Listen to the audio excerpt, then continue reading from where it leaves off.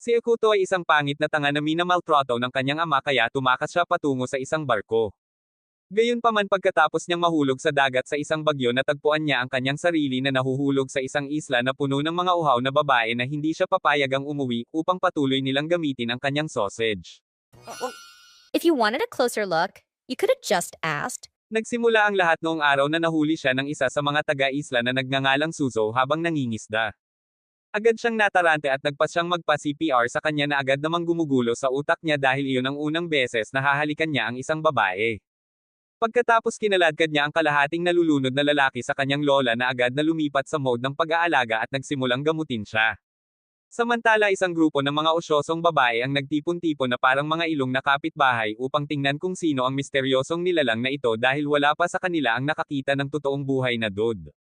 Sinundot ni Suzo ang kanyang dibdib at tinanong kung bakit ito ay kasing flat ng kanyang likuran para lang ihulog ni Lola ang bomba na siya ay isang lalaki at boom lahat ay nawala ng malay. Lumalabas ang bawat tao sa islang iyon ay isang babae at wala ni isa man sa kanila ang nakatitig sa isang lalaki. Nang maglaon ng tuluyang magkamalay si Akito labis siyang natuwa sa pag-aakalang nakabalik na siya sa Japan pagkatapos ng kanyang Titanic encounter. Pero sinaktan siya ni Lola ng ibang plot twist. Sila ay technically Japanese ngunit walang sino man ang may isang palatandaan kung saan ang ano ba ang misteryong isla na ito. Tila ang buong girl gang ay naghugas ng kanilang mga edad na karaan at mula noon ay na-stranded. Sa pagsisikap na maging matulungin inalok siya ni Suzo na paligan. Halos hindi pa nahuhubad ng lalaki ang kanyang sando at lamusong sa tubig ng sumulpot si Suzo at casual na hiniling na maligo kasama niya na ikinagulat niya. Lalong lumala ang mga bagay nang ang isa pang batang babae na nagngangalang Ann ay nagwaltz at sumali sa soap opera. Nag-overheat ang utak ng kawawang batang lalaki sa lahat ng plot at nag-blackout siya sa sobrang excitement. Hindi nagtagal nagsimulang habulin siya ng lahat ng uhaw na batang babae sa isla na parang siya ay isang limitadong edisyon na PlayStation 5. Lahat sila ay nagnanais ng isang piraso ng kanyang sausage at ang kawawang batang lalaki ay kailangang mag-sprint tulad ng kanyang mga magiging anak na umaasa dito. Matapos tumakbo para sa kanyang buhay sa wakas ay sumigaw siya nagtatanong kung bakit sa berdeng lupa ng Diyos siya ay tinutugis na parang isang mahalagang hayop. Mahinahong ipinaliwanag ni Lola na siya ang una at nag-iisang dude sa isla sa mga dekada. Napanganga si Akito. Ngayon sa halip na yakapin ang buhay ng harem tulad ng isang totoong degenerate protagonist nagpa siya si Akito na i-activate ang kanyang panloob na lalaki na Sigma at bumuo ng isang bangka na nagdedeklara na siya ay takasan ng uhaw na bitag na isla. Nakakagulat hindi man lang siya sinubukang pigilan ng mga babae. Nasa kalagitnaan na siya ng pagsusulat ng isang pasasalamat na pananalita sa kanyang ulo nang hilahin siya ng karagatan ng isang Uno reverse card. Hiniblat ng random whirlpool ang kanyang kano at hinampes siya pabalik sa parehong beach na kanyang iniwan. Muling sumulpot si Lola at mahinahong sinabi na medyo imposible ang pag-alis. Ang marinig ang salitang imposible ay nag-trigger sa kanyang hindi nalutas na mga isyu sa daddy dahil ang kanyang ama ay palaging tinatawag na isang pagkabigo determinadong patunayan na siya ay mali. Nag-full anime montage mode si Akito at sinubukang tumakas ng paulit-ulit ngunit paulit-ulit lang itong nabigo.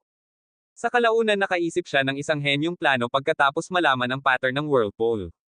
Ngunit nang malapit na niyang subukan ito isang napakalaking dolphin ang lumabas sa kung saan at dumiretso siya sa karagatan. Agad na pumasok si Suzo at lumangoy upang iligtas ang kanyang basang-basa sa likod. Sa kalaunan ay kinaladkad niya siya palabas ng tubig at sinabi sa kanya na ang dolphin ay talagang nagligtas sa kanya mula sa isang malaking whirlpool na magpapadala sa kanya sa kabilang buhay. Pagkatapos ng malapit kamatayang pakikipagsapalaran na iyon ngumiti siya at tinanggap siya sa Erento ang kanyang bagong tahanan. Pagkatapos noon buong National Geographic si Suzo at ipinaliwanag na minsang gumala ang mga lalaki sa isla. Ngunit pagkatapos ay dumaan ng isang beses sa isang siglong tsunami at nakalimutan ni Thanos ang bawat huli sa kanila. Nang marinig ito nagkaroon ng light bulb moment si Akito at naisip na baka ang susunod na tsunami ay ang kanyang tiket palabas sa kulungang ito na puno ng estrogen. Ngunit mabilis na pinigilan ni Suzo ang kanyang pantasya sinabi sa kanya na huwag masyadong matuwa dahil ang susunod na tsunami ay mga 107 taon pa. Nang maglaon ng gabing iyon nang si Akito ay naghahanda sa orasan para sa araw na iyon nagbago ang mga pangyayari. Sa wala kahit saan ang buong populasyon ng babae sa isla ay nagpa siya na lumusob sa kanyang espasyo bawat isa ay handang kunin ang sagradong sausage na ikinagulat niya. Iyon ay nang mahinahong ipinaliwanag ng matandang hagnang nayon na sa wakas ay nagising na ang mga paghihimok ng mga babae at bukas na ang kanilang mga pintuan ng baha kaya't nais nilang gumawa siya ng pagtutubero gamit ang kanyang tubo. Ngunit upang maiwasan ang isang pahayag ng kasiyahan kinuha ni Lola ang isang ideyang Nagel iligtas sa balangkas mula sa kanyang sinaunang bag ng karunungan na nagsasabing magkakaroon ng taguan sa susunod na araw. Kung sino ang unang nakahanap sa kanya ay mananalo ng banal na sausage. Kinaumagahan nagsimula ang hamon at tumakbo si Akito na parang ayaw niyang pumalakpak, iniiwasan ang lahat ng uhaw na babae hanggat kaya niya. Samantala humahabol din si Suzo para hindi siya mahuli. Habang tumatakbo siya ay nakita niya si Akane sa malayo. At si Akane na halatang hindi nakuha ang memo sa mga nangyayari ay naghanda na muli siyang kalabanan para ayusin ang kanilang hindi natapos na negosyo. Ngunit ginamit lang ni Suzo ang kanyang mukha bilang trampoline at tumalbog. Sa kalaunan ng mga batang babae ay nagsimulang lumapit sa kanya. Ngunit sinimulan silang agawin ni Suzo isa-isa. At sa isang desperadong hakbang tumalon si Akito sa isang bangin bago napagtantong wala na ang mga babae. Sa kabutihang palad nakahawak siya sa gilid ng isa pang bangin. Ngunit nang akmang hihilahin niya ang sarili nakita niya ang isa pang batang babae na naghihintay upang angkinan ang tagumpay. Sa halip na ipagsapalaran na mahawakan sa pangako buo siyang nagpunta sa ilog sa ibaba. Dinala siya ng agos hanggang sa dumiretso siya sa isang magandang kamatayan sa ilalim ng talon. Nang makita ito gumawa ng stunt double move si Suzo at sumunod sa kanya. Ngunit bago niya ito maabot isang random na batang babae na may lumilipad na sobrang laki ng manok ang hamarang at sumandok sa kanya. Sadly for her napahiyaw siya dahil hindi bagay sa kanya ang heights. Kaya itinapon niya ito sa himpapawid na parang expired na gatas. Siya ay bumagsak sa silangang kagubatan na kung saan ay ang parehong lugar na binalaan sila ni Lola na huwag pumunta. Ang mga halamang carnivorous ay hindi nag-aksaya ng oras sa pagsisikap na gawin siyang pataba. Ngunit bago pa siya ma-convert sa isang merienda dumating muli si Suzo at iniligtas ang kanyang mahina sa likod. Inabot niya ito para tulungan siyang makatayo. Ngunit habang iniunat niya ang kanyang kamay patungo sa kanya tumama ito sa kanya bilang ang paghawak sa kanya ay nangangahulugan na siya ay mananalo sa tagwa na tournament. Kaya agad siyang sumawsaw. Nagpatuloy ang mahusay na paghabol sa sausage at kahit papaano ang malas na bayani ay napunta sa isang puno. Ang mga babae ay umakyat sa kanya na parang mga zombie hanggang sa maglabas ng gas si Akane na nagpalamig sa lahat. Gayunpaman nagawa ni Ikudo na ipasok siya sa ilog. At nang maisip niyang sa wakas ay tapos na dahil papalubog na ang araw dumating ang Lola at casual na idineklara si Suzo na panalo na nag-iisip kung paano. Aksidente pala na nahawakan niya ang melon ni Suzo kanina nang iligtas siya nito mula sa pagiging plant food. Ngunit tumanggi si Suzo dahil siya ay sira at pandak. Idinagdag niya na hindi niya ito pipilitin at matiyagang maghihintay na piliin niya ang maswerteng babaeng gusto niya. Kinabukasan habang hinahampas ni Ikudo ang kanyang bag ng paaralan nakita ni Suzo ang inaakala niyang isang mahiwagang kahon. Tanging napagtanto na isa lamang itong hindi tatak na Android phone. Tinawag niya itong maganda na iniwang ganap na naguguluhan si Ikudo.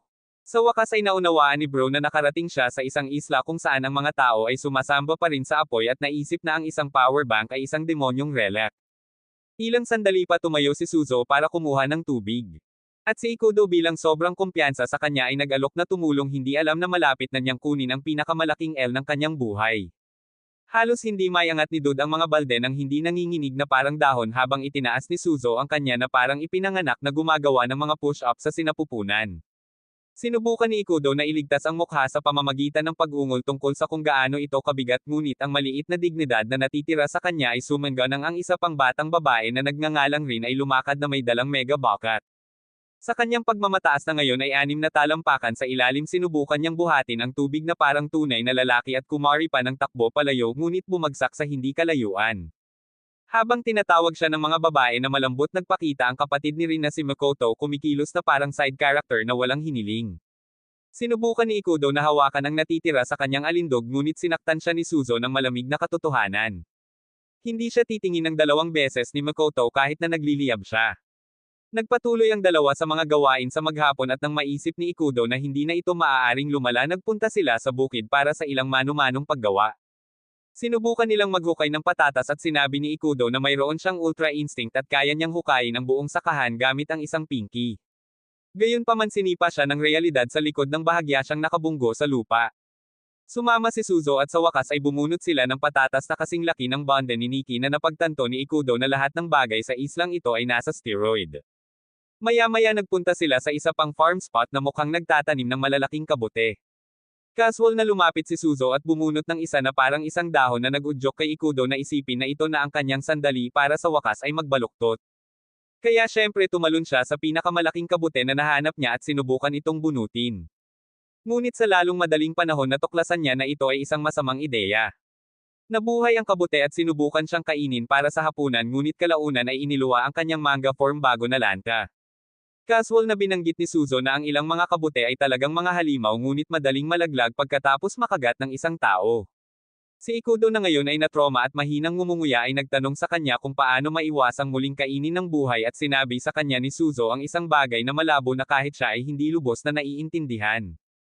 Pagkatapos ay sinabi sa kanya ng mga batang babae na magtiwala sa kanyang mga instincts na sa kaso ni Ikudo ay malinaw na ginawa ng mga clown desperado pa rin na manalo sa mga batang babae na hindi man lang nag-rate sa kanya. Nauna siyang pumasok sa kanyang instincts at nagsimulang subukan ang mga mushroom na parang gumagawa siya ng toxicology exam. Nakalulungkot si bro pala ang Mushroom Grim Reaper dahil sa bawat mapupulot niya ay sinusubukang kagatin ang kanyang mukha. Itinuro ng isa sa mga batang babae na habang imposible para sa kanya na makahanap ng magagandang mushroom siya ay isang pro sa pagtukoy ng mga pekeng. Sa sandaling sinabi niya ang salitang imposible ang trauma ng kanyang pagkabata ay na-trigger at pinalakas ng emosyonal na pinsala at ang desperasyon na patunayan na mali ang babae. Nagsimula siyang magbunlat ng mga kabute na parang baliw hanggang sa maalis ang bawat peking kabute. Ang mga batang babae ay nagbigay sa kanya ng awa at sinabi sa kanya na siya ay medyo kapaki-pakinabang na nagpalalim lamang sa kanyang umiiral na krisis. Napagtanto niya na siya ang opisyal na pinakawalang kwentang lalaki na bida sa kasaysayan ng anime at isinasaalang-alang ang pagkuha ng bench sa papel ng NPC. Habang nagtatampo siya dahil dito nilapitan siya ni Rin at nang makitang nalulumbay siya naisip niya na ito na ang pagkakataon niya para maging asawa niya ito. Kaya't hinawakan niya ang kamay nito at binigyan siya ng libreng pagsubok ng kanyang eksklusibong plano na agad na nagbigay sa kanya ng brain seizure. Gayunpaman lumitaw si Yukino sa sandaling iyon upang sirain ang sandali. Kalaunan ng gabing iyon hinangaan siya ni Suzo at sinabi sa kanya na talagang natutuwa siyang mamuhay kasama siya dahil palagi niyang nararamdaman na nag-iisa siya. Ang nasirang kakuha ni Akuto ay panandaliang natagpi-tagpi at sa unang pagkakataon sa araw na iyon ngumiti siya na parang nasa magandang bahagi na siya ngayon ng kwento.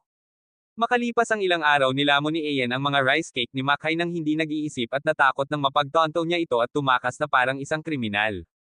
Samantala sina Suzo at Akuto ay naghahatid ng labanos sa si Dragon Shrine habang si Suzo ay gumala sa kung saan si Makai ay biglang bumaba at sinabi kay Akuto na siya ay nangangaso sa kanyang kapatid na si Ayan. Sakto namang dumating si Suzo para marinig na handang umubo si Makai ng 20 rice cake kapalit ng ilang serbisyo sa pangangaso ng mga kapatid. At dahil si Suzo ay karaniwang adik sa rice cake tinanggap niya ng walang pag-aalinlangan at nag-zoom sa kagubatan. Doon nagsimula siyang gumawa ng bitag habang si Akuto ay nakatayo sa tabi niya na mas nalilito kaysa dati. Nang handa na ang bitag umakyat si Suzo sa isang kalapit na bangin at sumigaw na ang dibdib ni Ayan ay nagmistulang isang hindi magandang pagkakagawa sa plancha. Ang pahayag na iyon ay nagpatawag kaagad kay Ayan na nagpapatunay na si Suzo ay maaaring isang masamang henyo. Ngunit bago pa siya mahuli ni Suzo nakatakas si Ayan na parang isang profesional na escape artist sa kanyang alagang mutant bird at kinaladkad ang kawawang si Akuto para sumakay. Nang akala nila ay malaya na sila muling sumulpot si Suzo handang hulihin ang kanyang target. Mabilis na sinubukan ni Ayan na suhulan siya ng 30 rice cake sa pagkakataong ito. Ngunit kung mahuhukay lamang ni Suzo ang pinakamadilim na kahinaan ni Makai. Agad na naibenta si Suzo at tumakbo upang tanungin ang kalahati ng isla. Ngunit ang kanyang gawaing tiktik ay naging isang kabuoang kabiguan. Nang maglaon habang iniulat niya kay Ayan ang kanyang kalunos-lunos na mga natuklasan sinimula ng gremlin ang paghagis ng lilam sa kanyang kapatid na tinawag siyang isang matandang malungkot malutong na hag na hindi man lang manligaw sa isang panakot. Sa kasamaang palad para sa kanya narinig ni Makai ang lahat at agad na napunta sa isang emosyonal na spiral. Napagtanto na nakakuha siya ng ginto din obol ni Ayan ang mga pang-iinsalto. Ngunit hindi nagtagal ang kanyang pagkapanalo dahil pumalpak si Makai na activate ang kanyang dark sorcery powers at binigyan siya ng mahiwagang beatdown na hindi niya malilimutan. Kinalaunan noong araw na iyon habang pauwi sina Suzo at Akuto natapilok si Suzo sa sarili niyang mga paa at nabasag ang isang sagradong estatwa ng Yujizo. Dahil sa gulat dahil ang estatwa ay sinasabing naglalaman ng isang demonyong espiritu nagsimula siyang manginig. Si Akuto bilang mapagmataas na miyembro ng fan club na I Only Believe in Science ay pinagtagpi-tagpi na lamang ang lumang rebulto na parang archaeologist sa budget at sinabihan siyang magpahinga. Habang naglalakad sila palayo ang mga mata ng estatwa ay nagbabantang nagliwanag na hindi nila namamalayan. Mula sa sandaling iyon kumbinsido si Suzo na ang espiritu ay nakatutok sa kanyang kaluluwa. Kaya't labis siyang natakot dito kaya't hindi niya matamasa ang kanyang kapayapaan. And of course Ayan being the menace she was found out and decided this is the perfect opportunity to mess with her. Ngunit nang siya ay handa na upang ilunsad ang kanyang kampanya ng kalokohan ang aktwal na espiritu ay gumawa ng isang sorpresang hitsura na tinakot ang kabaliwan mula sa kanya at nagpadala sa kanya ng diretso sa isang blackout.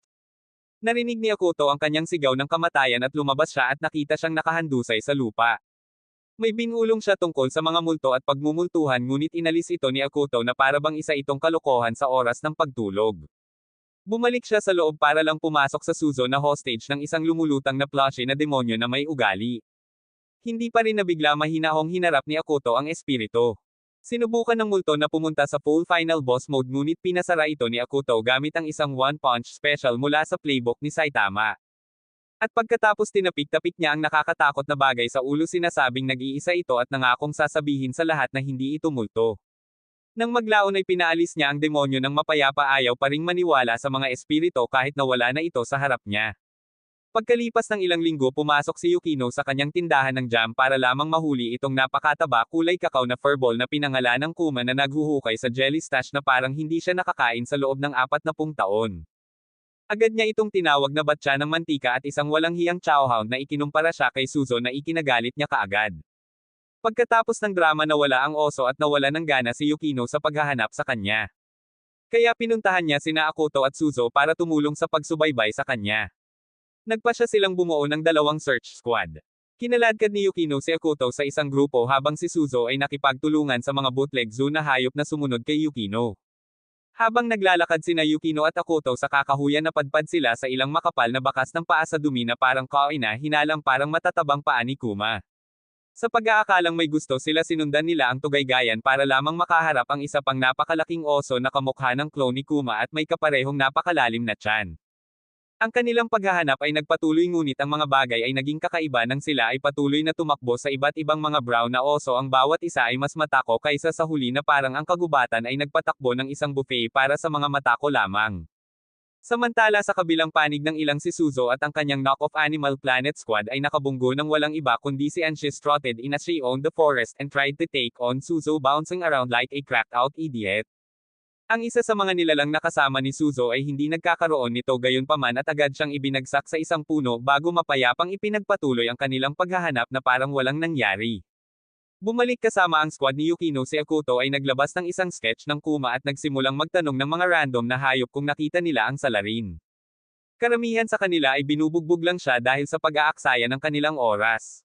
Sa kalaunan isang nilalang ang aktwal na nagbigay sa kanila ng mga direksyon ng walang karahasan at habang sinusundan sila napunta sila sa harap ng isang parang malabo na kahoy na tulay. Maliwanag na nag-aalangan si Akoto ngunit ang kanyang kapareha na may utak na mani ay tumalon sa kanyang balikat at tumakbo sa bitag ng kamatayan nang hindi nag-iisip ng 2 beses.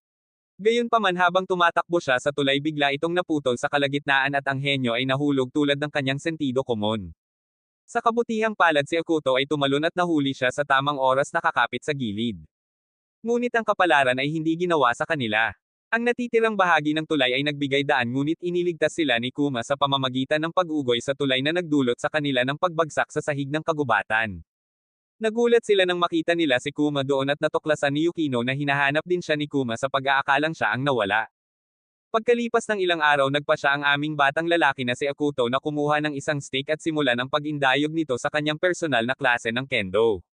Nang tanungin siya ni Suzo kung bakit bigla niyang naisip na siya si Samurai Jack sinabi niyang tungkulin ng isang lalaki na protektahan ang mga babae. Sa kasamaang palad para sa kanya tumingin sa kanya si Suzo na parang nagsasalita ng Greek dahil kung saan siya galing hindi kailangan ng mga babae ng proteksyon. Gayunpaman nagpunta sila upang magdala ng ilang kargamento at naisip ni Akoto na ito ang perpektong oras upang patunayan na mayroon siyang alpha male strength. Ngunit ang mahina ay halos hindi nagbubuhat ng isang kargada habang si Suzo ay casual na humakot ng 3 na parang mga grocery bag bago pa makabawi ang kawawang lalaki sa kahihiyan.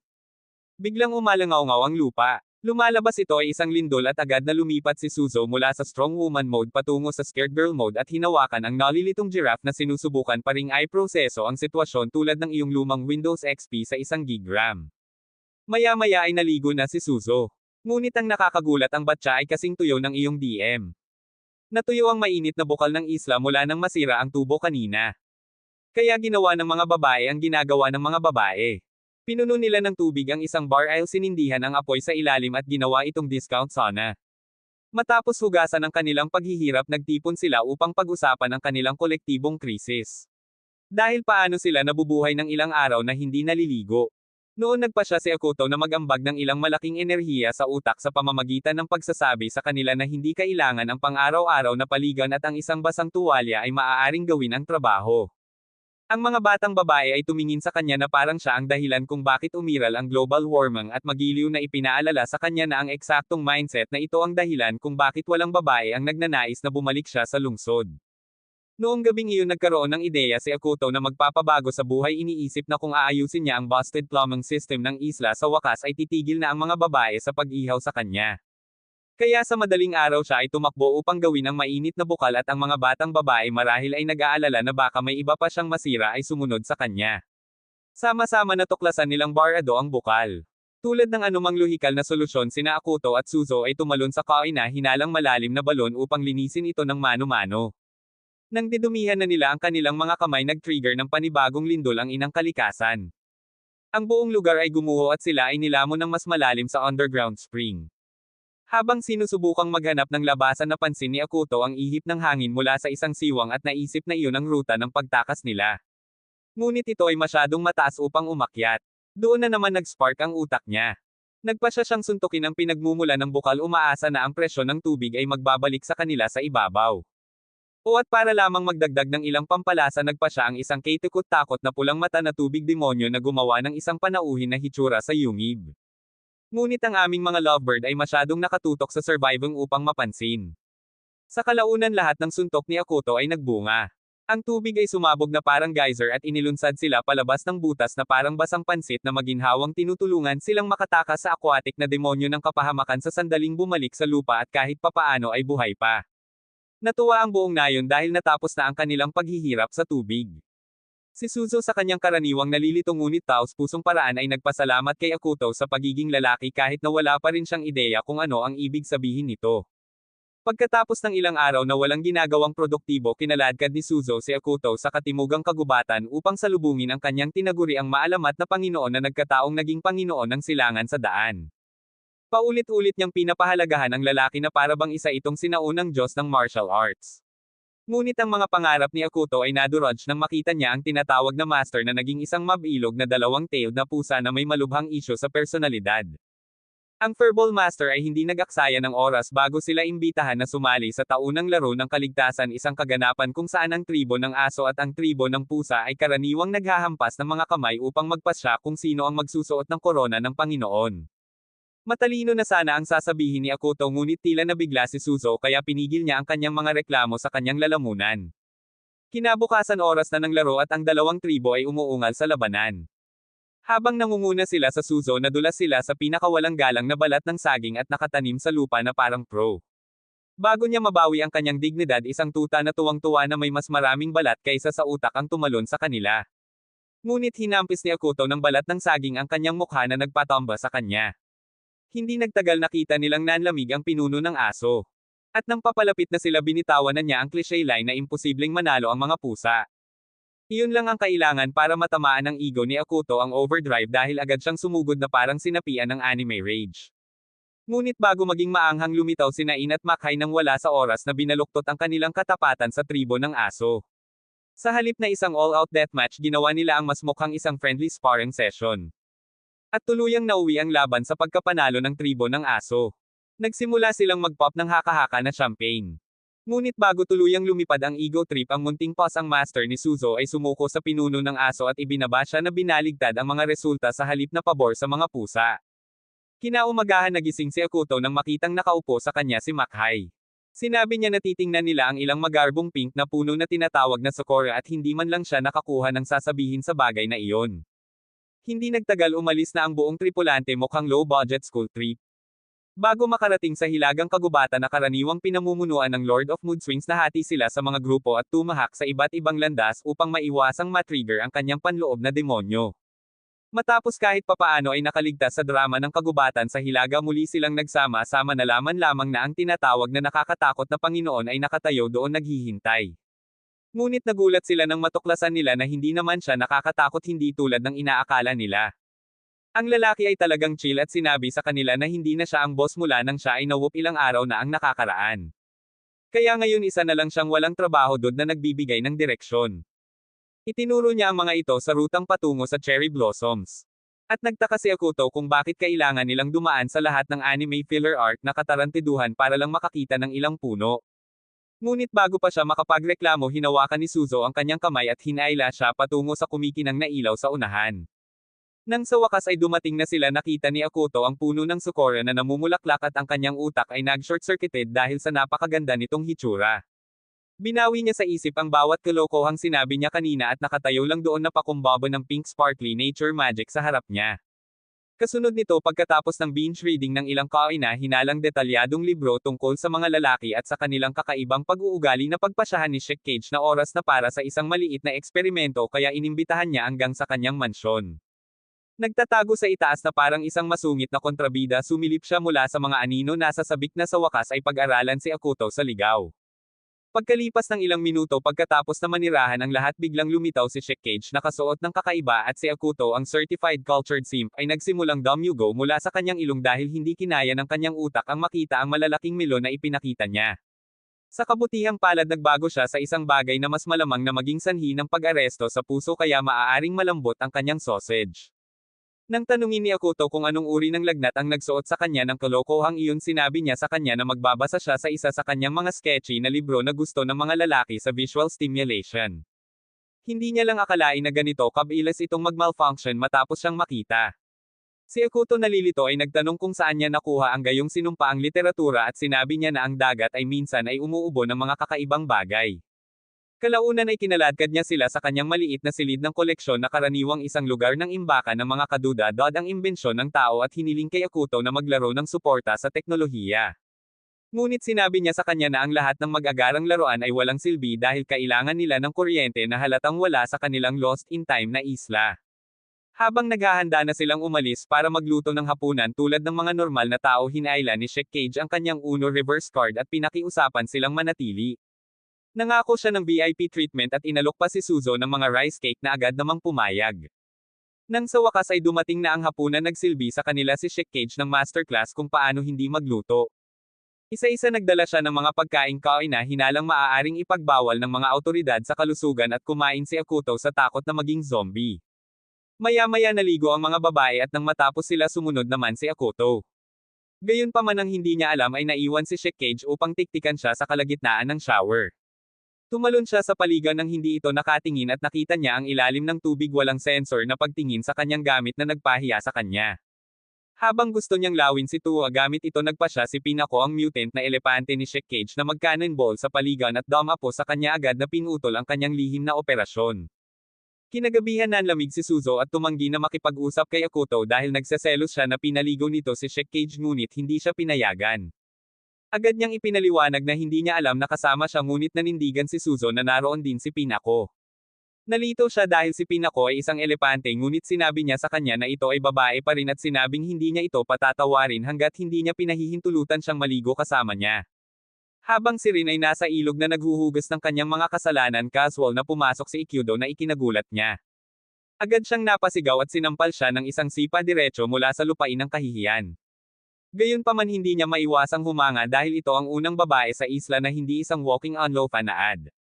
Hindi tulad ng ibang tao sa isla na handang maligo kasama niya at bigyan siya ng gatas ng libre, si Rin ay nagkaroon ng tikas na sipin siya. Gayunpaman, nakakuha siya ng isa pa para lamang sa nakatayo doon at mukhang humanga. Nang maglaon, nilapitan niya ito para humingi ng tawad sa ginawa niyang Mortal Kombat sa kanya kanina, at sinabi niya sa kanya na chill lang siya tungkol dito, ngunit nais ni Loki na maging ganoon din siya kaagresibo sa kanya ng pribado. Sa kanilang pag-uwi, bigla niyang hiniling sa kanya na tumulong sa kanyang pinagtatrabahuan kinabukasan. Pumayag siya na parang totoong simp in denial. Pero bago pa man masyadong magpantasya ang bata, biglang sumulpot ang kapatid niyang si Makoto para bigyan siya ng magandang pagkakataon na layuan ang kapatid ko o wawakasan kita ng babala. Nang gabing iyon, napansin ni Suzo ang isang makintab na bukol sa ulo ni Ikudo at tinanong siya kung ano ang nangyari sa kanya. Gayunpaman, iniwasan niya ang tanong, ngunit kalaunan ay binanggit niya na tutulungan niya si Rin sa susunod na araw. Nang marinig ito, hiniling ni Suzo na sumama din. Kinabukasan gumulong sila sa pinagtatrabahuan ni Rin at pagdating nila hindi nag-aksaya ng oras ang nanay ni Rin sa panunokso kay Rin sinabihan siyang siguraduhing hindi lang siya martilyo ngayon kundi mamartilyo rin ni Ikyudo. Sa pagsisimula ng trabaho pinagsama sina Rin at Ikyudo at talagang nagtrabaho sila ng maayos hanggang sa makita sila ni Makoto at nagpasya na ang selos ay isang wastong katangian ng personalidad. Nilinggan niya si Suzo at nagsimulang magreklamo tungkol sa kung paano maaaring madama ni Ikyudo para kay Rin ngunit si Suzo ay pumikit na lang sa kawalan dahil siya ay masyadong single para mabasa kung ano ang ibig sabihin ng mga damdamin. Ipinaliwanag ni Makoto na kinuha ni Ikyudo ang isang flying boat sa ulo noong nakaraang araw sa kanyang insidente na naging dahilan upang biglang i-connecta ni Suzo ang mga tuldok kaya doon nanggaling ang bukol. Samantala patuloy na gumagalaw ang konstruksyon ngunit sa tuwing nakikita ni Makoto ang kanyang kapatid na sobrang komportable kay Ikyudo sinisigurado niyang maabala niya sila halos ipadala siya sa libingan sa bawat pagkakataon. Samantala nagsimula ring magselo si Suzo nang makitang masyadong palakaibigan sina Ikyudo at Rin. Sa kalaunan lumabas si Rin saglit at habang wala siya si Makoto na maalat pa ay hinamon si Ikyudo sa isang tunggalian. Sinubukan ng aking lalaki na magalang na tumanggi ngunit sa sandaling binitawan niya ang ipinagbabawal na salita imposible na trigger siya. Agad na na-unlock ng dalawa ang kanilang likas na kakayahan sa pagkakarpintero at ginawa ang buong DIY monsters pinabilis ang pagpapatakbo ng proyekto sa pagtatayo para lamang malampasan ang isa't isa. Lahat ng nakakakita sa kanila ay nagulat at nagtaka kung anong murang crack ang kinaroroonan nila. Nang gabing iyon tahimik na nakaupo si Rin sa hapunan pakiramdam bilang isang background na karakter sa kanyang sariling kwento ng pag-ibig dahil hindi siya nagkaroon ng pagkakataon na rin si Ikyudo sa kanyang mga kasanayan sa pagtatayo gaya ng kanyang pinlano. Samantala ang nanay ni Rin ay patuloy na nagbibiro tungkol sa pagpapakasal ni Ikyudo sa kanyang anak ngunit ito ay naging dahilan upang muling tumama sa bubong ang selos na meter ng galit ni Makoto. Pagkalipas ng ilang araw nagpasya ang langit na umiyak ng isang ilog at umulan ng napakalakas na ang lahat ay kailangang magkulong sa loob ng bahay tulad ng mga bilanggo sa pag-aresto sa bahay.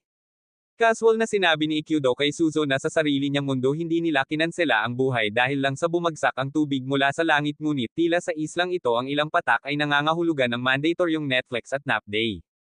Matapos ang ilang oras na pagtitig sa dingding na parang nanlulumong tulala nagwala si Ikyudo. Siya ay sumigaw nagre-ring tungkol sa kung paano siya magsasanay kasama ang kanyang lolo kung siya ay nasa kanyang mundo at hindi natigil sa pinabayaang isla na ito. Dahil ayaw nilang mamatay sa inip nagpasya silang maglaro ng shogi na parang dalawang matanda na walang plano sa hinaharap. Habang naglalaro sila biglang inactivate ni Suzo ang kanyang inmo mode at nag-space out na parang isang lumang computer loading screen. Si Ikyudo nalilito ay nagsimulang mag-isip kung siya ay dumaan sa isang uri ng malungkot na panahon ng babae kamakailan. Lumalabas na aalala niya ang tungkol sa pakikipaglaro ng shogi kasama ang kanyang ina sa tuwing umuulan noong araw maliban ngayon ang kanyang ina ay pumunta sa malaking langit o marahil sa impyerno sa ibaba. Samantala sina Makai at Aikane ay muling pumasok sa kanilang tunggalian at nagsimulang maghabol sa isa't isa tulad nina Tom at Jerry. Habang nandoon nakakita sila ng prutas na strawberry sa malapit at nagpasyang mamitis ito. Kasabay nito habang nakikipagkarera si Yukino sa kanyang mga alagang hayop nakakita siya ng isang bulaklak at naisip niya na maaaring magandang regalo ito para kay Suzo. Hindi nagtagal ay nagkita silang magkasama at nagtaka kung nasaan si Chika dahil lahat sila ay nagplano na makipagkita kay Suzo ngunit natagpuan na lamang itong halos hindi na nakatagal sa kanyang buhay sa baha na ilog. Bumalik sa bahay ni Suzo nagpunta siya para magluto ng tanghalian para sa kanyang sarili at kay Ikyudo. At habang nandoon pinagmamasdan lang siya ni Ikyudo at naaawa na lagi siyang mag-isa sa bahay tuwing tag-ulan dahil wala na ang kanyang ina.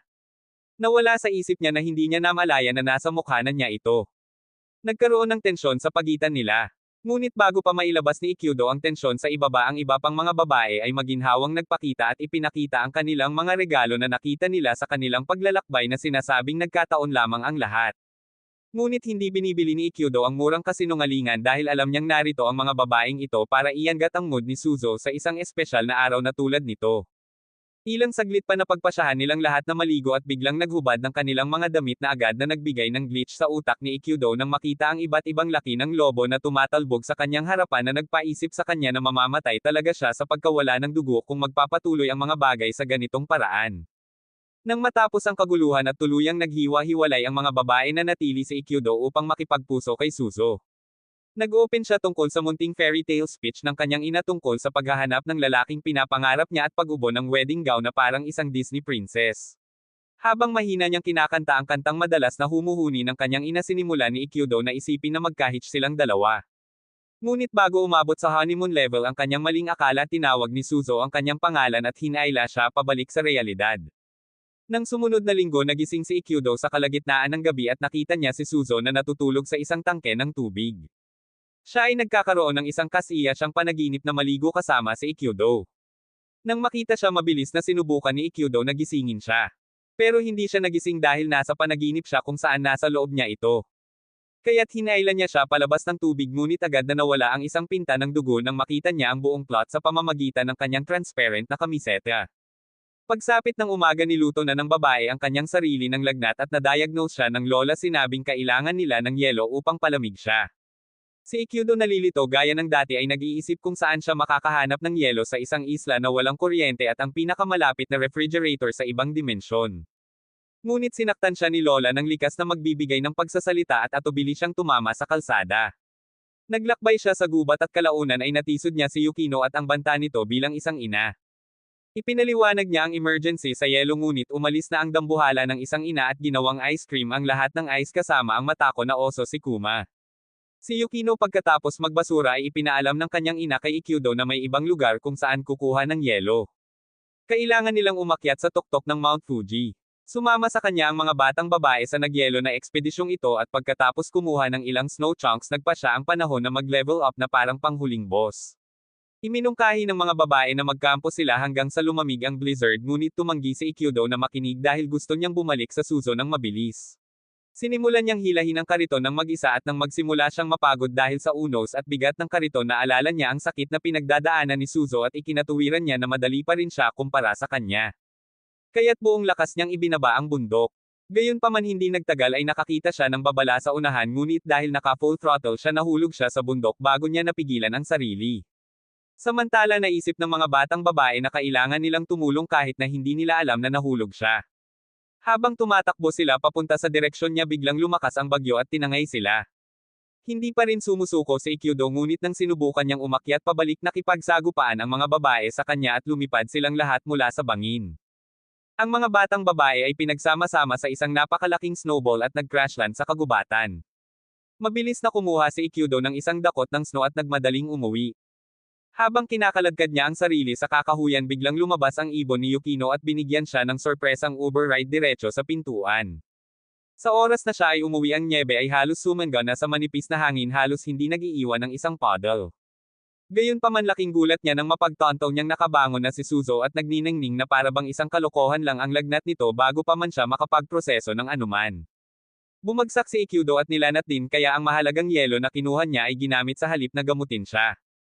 Makalipas ang ilang araw, umupo si Makhai sa tapat ng kanyang kapatid na babae sa mesa, masayang kumakain, para lamang bumagsak si Aya ng isang bomba sa kalagitnaan. Sinabing walang lalaking sigma ang mag-aasawa sa kanya dahil hindi man lang siya nakapagpakulo ng tubig nang hindi nasusunog ang kusina. Ang komentong iyon ay tumama ng husto kay Makhai, kaya nagpa siya siyang patunayan na mali ang lahat at maging susunod na Master Chef. Pagkatapos ay tumungo siya sa mansyon ng Chikage para makiusap na sanayin siya. Too bad Chikage pala ang isa sa mga Gen Z babes na hindi makakilala ng kawali. Pagkatapos ng pag-aaksaya ng oras ni Makhai sa mga random na payo sa buhay sa kalaunan, ay sumuko siya at lumusob upang makahanap ng isang taong aktwal na humipon ng apoy, si Rin. Tinanggap siya ni Rin at pinatrabaho siya. Maliban sa imbes na magluto, gumugol si Makhai ng maraming oras sa paghahagis ng kahoy at paggawa ng mag-agarang maliit na kahon. She strutted home with her new handmade treasure, pero nang makita ito ni Aya, naisip niya kung anong klaseng tulala siya bago ipaalala sa kanya na ang layunin ay magluto, hindi maglunsad ng karera sa disenyo ng muebles. Binalikan ni Makhai ang sarili kay Rin at humingi ng aktwal na mga aralin sa pagluluto sa pagkakataong ito. Bumigay si Rin at sa wakas ay nagsimula ang cooking 101 sa pagsisikap ni Makhai na sundan ang bawat hakbang na parang nakasalalay dito ang kanyang kasal sa hinaharap. Samantala, si Suzo, Ayan at Akito ay nanlamig at nagchichismisan tungkol sa biglaang pagbabago ni Makhai. Nang wala sa oras, isang palaso ang dumaan at muntik nang matanggal ang ulo ni Akito. Si Makhai pala ay may kalakip na note dito na nag-aanyaya sa kanila para matikman ang kanyang culinary masterpiece. Nagtataka, nagpa siya silang pumunta, umaasa na hindi ito magiging masama dahil siya ay nagsasanay. Bueno, habang papunta sila roon, nakasalubong nila si Rin, nakapikit na mumutla at nakahawak sa isang tungkod habang mukhang siya mismo ang nakakita ng Diablo. Nang tanungin nila kung ano ang nangyari, binalaan niya sila na huwag kumain ng anumang niluluto ni Makhai. Agad na sinubukan ni Akito at Suzo na umatras ngunit bago sila makatakas ang kakaibang mahiwagang Zokru ni Makai ay sumulpot at kinaladkad sila sa kanyang bahay na parang isang horror movie. Ngayon ay nakulong na upo sila sa katahimikan habang si Makai ay pumasok sa kusina at padebog na isinara ang pinto sa likod niya nagbabala sa kanila na huwag sumilip maliban kung gusto nilang mawala ang kanilang mga mata. Ilang sandali pa nakarinig sila ng nakakagambalang paghiwa-hiwalay na mga tunog na nagmumula sa loob at nagsimula silang mag-isip kung ito na ba ang katapusan dahil si Makai ay hindi naman kilala bilang mentally stable. Sa kalaunan siya ay nag-waltz out hawak ang kung ano ang maaari lamang ilarawan bilang isang malalim na dagat na halimaw sa isang plato at sinabi sa kanila na hamukay na parang Thanksgiving dinner. Walang gumalaw hanggang sa nagboluntaryo si Akito na subukan muna ito. Nag-aatubili siyang kumagat na binibigkas sa isip ang panalangin ng Panginoon ngunit nabigla siya nang ito ay naging napakasarap. Sumunod ang lahat naghahanda para sa pagkalason sa pagkain ngunit nagustuhan din ito kahit na ang ulam ay mukhang na-fish mula sa isang pinagmumultuhan na latian. Nang makitang nilalamon nila ang kanyang pagkain ng may luha sa nalilitong kaligayahan lumiwanag si Makai na parang isang mapagmataas na gremlin at lumaktaw pabalik sa kusina para maglabas ng mas nakakatakot na mga pagkain na nagsisisi sa kanilang pagkakilala sa kanya.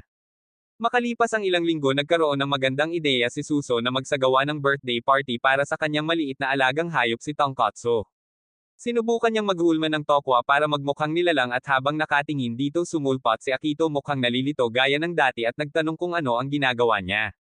Buong pagmamalaki niyang idineklara na kaarawan ni Tonkatsu at gusto niyang maging espesyal ito.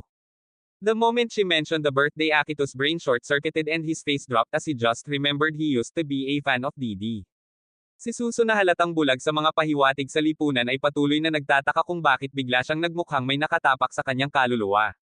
Pareho silang nabigo sa pag-sculpting ng tokwa at hindi nagtagal ay lumitaw si Ayan handang mag-alay muli ng kanilang lingguhang digmaang sibil. Habang abala ang mga babae sa pag-iiho ng buhay ng isa't isa tahimik na napaungol si Akito palabas ng silid. Napansin ni Suso ang pagmulto na medyo huli na at napadpad sa isang larawan niya at ng ilang random na sisiw mula sa kanyang mundo. Siyempre si Ayan ay tumalon sa mga conclusion at sinabing ito ay dapat na kanyang kalaguyo. Nang maglaon ay nadatnan nila si Akito na nakatayo lang doon sa tabing dagat nakatingin sa karagatan na parang nasa isang low-budget na music video. Kaya natural ipinapalagay ng mga batang babae na nalulunod siya sa dalamhati.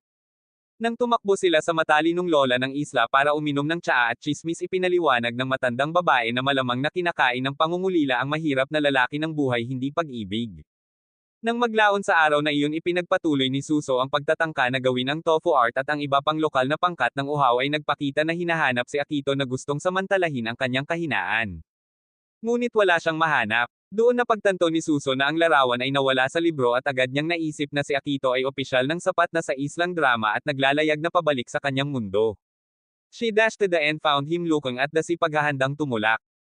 Sinimulang isigaw ni Suso ang kanyang pangalan para pigilan siya at mabilis itong tumakbo papunta sa kanyang ngunit bago pa siya makalapit sa kanya. Nasa gitna na siya ng dagat nakaharap sa mga mapanganib na whirlpool alam na siya ay nasa isang misyon upang mabuhay ang kanyang sarili. Agad siyang naglabas ng halaman at ginawa itong kordon bago pumunta sa buong alakdan mula sa Mortal Kombat na may isang get over here move na naghila sa nalilitong kaluluwa ni Akito pabalik sa lupa. Lumalabas hindi naman siya tumatakas. Sinubukan lang niyang magpadala ng mensahe sa isang bote kaarawan din kasi ng ate niya. Pagkatapos maglinis ng hangin tumulong si Akito na sirain ang tofu gamit ang suso at nagsimula ang mahusay na Tonkatsu birthday bash. Nang gabing iyon magkasamang nakaupo sina Suso at Akito sa ilalim ng mga bituin na may mini therapy session. Nakipag-usap siya tungkol sa pangako na isasama ang kanyang kapatid na babae at nais na humingi ng tawad dahil hindi siya nakarating. Gayunpaman ang problema ay sa tuwing itatapon niya ang bote sa bahay itinatapon ito pabalik ng dagat. Samantala sinabi sa kanya ni Suso na subukan muli at tinawag niya ang kanyang nasirang pag-asa upang gawin ito. Sa kabutihang palad sa pagkakataong ito sa wakas ay nakalusot ang bote na kapana-panabik sa kanilang dalawa na halos maghalikan. But bro chickened out at hinawakan lang ang kamay niya. Makalipas ang isang linggo nagsimulang makaranas ang nayo ng kakaibang alon ng pagkawala ng pagkain. Isang magandang umaga nagtipon si Akito at ang mga babae para sa isang pulong upang pag-usapan ang nangyayaring pagnanakaw ng pagkain. Ngunit habang pinag-iisipan nila kung sino ang mahiwagang magnanakaw biglang lumitaw si Makai na may mga kaina hinalang mumo na pinalamutian ang kanyang mga labi. Agad na lumipat ang squad sa detective mode tinitigan siya na parang kakahanap lang ng salarin. Sinimulan nilang i-stalk at mahuli siyang kumakain ng hindi niya pag-aari sa paligid ng bayan at nagpasya silang harapin siya tungkol dito. Inamin niya na bagamat ginawa lang niya ang lahat ng ito wala siyang ideya tungkol sa iba pang mga pagsalakay sa buong nayon. Hindi nasiyahan sa kanyang kalahating pag-amin nagpa siya ang mga batang babae na bumuo ng isang knock-off na unit ng pagsisiyasat ng DSS na may misyon na tuklasin ang pagkakakilanlan ng misteryosong Midnight Glutton. Sumama din sa kanila si Mackay upang ipagtanggol ang sarili sa pamamagitan ng pagpapatunay na hindi siya responsable. Pagkatapos magtanong ng mga ilong tanong sa paligid sinira nila ang pattern ng merienda ng magnanakaw at nahulaan ang susunod na 2 lugar na maaari niyang matamaan. Kaya naghiwa-hiwalay sila sa mga mini-team at nagtungo sa mga nakatalagang eksena sa krimen.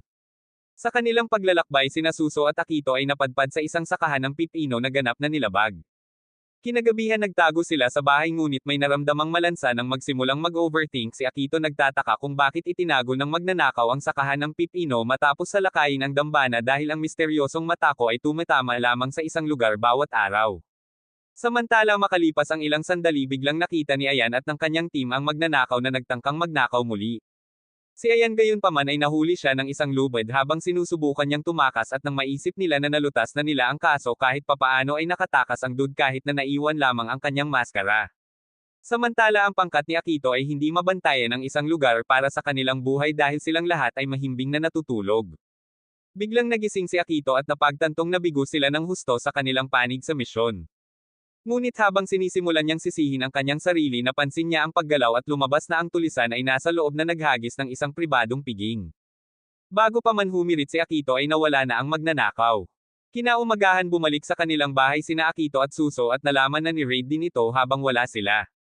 Gayunpaman napansin ni Akito na may tao sa loob at agad na pumasok upang tingnan ngunit may nakitang kakaibang babae na naliligo sa kanilang banyo. Nang makitang wala siyang damit nag-overload agad ang utak ni bro. Kalaunan ay ipinakilala niya ang kanyang sarili bilang Maymay at sinabing bahagi siya ng isang naglalakbay na circo bago siya naanod sa isla ng ilang bagyo. Katulad ni Akito umamin siya sa pagnanakaw ng pagkain ngunit dahil lamang sa siya ay nahihiya at hindi marunong humingi ng tulong. Sina Akito at Suso na sinusubukang pigilan ang kanilang panloob na paghuhusga sinabi sa kanya na ang pagkain ng isang buong sakahan ng pipino ay napakalayo at karapat-dapat sa panahon ng kabataan. Pero plot twist itinanggi niya ito at sinabi niya na ang pagpatay ng pipino ay marahil ay kagagawa ng kanyang kaibigan na kasama rin niyang natangay sa pampang. Ngayon kumbinsido na sila ay nakikitungo sa isang circo na puno ng mga kleptomaniac nagtakda sila upang mahanap ang misteryosong kapareha. Habang nasa daan nakita nila si Mackay na papalapit. Natarante si Maymay at tumakbo para taguan dahil kapag nahuli siya ni Mackay magiging Jin o Taigute siyang repolyo. Sa kabutihang palad sinundan ng aso ni Yukino ang amoy mula sa inabando ng maskara at dinala sila sa isang hayop. Agad naman siyang niyakap ni Maymay na ikinagulat ni Akito at Suso hindi pala tao ang kasama ni Maymay kundi hayop. Nagalit naman si Mackay dahil buong linggo siyang kinakampihan ng mga kaibigan niya dahil sa 2 clown na ito. Gayunpaman habang naghahanda siyang ilabas ang kanyang galit pinigilan siya ni Akito at sinabihan siyang patawarin ang kawawang babae dahil humingi na siya ng tawad. Pagkatapos ng buong gulo na iyon si Maymay at ang kanyang berdeng tubig na demonyo na nagngangalang Kappa ay nagsimulang manirahan sa isla. Ngunit nabigo siya sa pakikisalamuha sa lahat dahil ang kanyang mga kasanayan sa pakikisalamuha ay nasa suporta sa buhay at sa tuwing susubukan niyang makipag-usap sa sinuman kailangan niyang maging full undercover mode para lang mag-high. Makalipas ang ilang sandali binigyan siya ni Suso at Akito ng maaliwalas na bagong lugar kung saan makakabangga ang kanyang swamp body at naisip ni Maymay na isang henyo na ideya na mag-isa na mamili ng ilang mahahalagang gamit sa bahay. Sina Suso at Akito na malinaw na alam na siya ay isang walking panic attack nag-alok ng tulong. Ngunit tinamaan niya ang mga ito ng class eco na kuha ko ito upang agad na mag-freeze pagkatapos gumawa ng 2 hakbang. Kaya sinundan siya ng 2 taong yaya habang awkward niyang sinubukang makipagkita kay Rin. Ngunit ang pangalawang Maymay ay tumitig sa kanya ang kanyang utak ay nag-offline at siya ay tumungo muna sa isang random na drum na parang ito ang kanyang ligtas na espasyo. Nagsimula siyang makaramdam na siya ang pinakamalaking talunan sa kasaysayan ng anime dahil sa pagkatakot sa mga tao. Nang maglaon huminto si Ayan at si Maymay na pagkakamalan siyang si Mackay na handa siyang bugbugin noong isang araw dahil sa pagnanakaw ay muling nagtago-tago. Gayunpaman hindi dumating si Ayan para makipagkamay. Sa halip nag-drop siya ng murang motivational quote at sinabihan si Maymay na mahalin ang sarili sa halip na subukang i-uninstall ang kanyang mahiyaing software ng personalidad. Napatitig ito sa kanya ni Suso at Akito na para bang nalulutas niya ang gutom sa mundo dahil ito ang unang pagkakataon na nagsabi siya ng kahit ano na hindi 78% kalokohan. Pagkatapos ay dumating si Kappa. Ngunit nang makita siya ni Ayen tumili siya at umalis na iwan si Akito na nalilito. Casual na ipinaliwanag ni Suso na si Ayen ay nagdurusa mula sa post-traumatic stress disorder dahil minsan siyang binitukan ng ibang Kappa noong araw. Nang marinig iyon lumiwanag ang utak ni Kappa na kasing laki ng Gisantes at naisip niya na baka kilala nito ang kanyang mga pinsan o kung anuman. Kaya agad siyang humabol sa kanya. Ayan sa buong panic mode halos tumalon mula sa isang bangin na sinusubukang tumakas. Ngunit bago siya maging isang trahedya na flashback ng anime gumawa si Maymay ng isang superhero na galaw at itinapat ang kanyang mukha sa lupa. Nang maglaon pinagsama-sama nilang lahat ang iba pang mga babae at sa kauna-unahang pagkakataon nagsimulang maramdaman ni Maymay na siya ay pag-aari habang sinisikap ng lahat na gawin siyang komportable.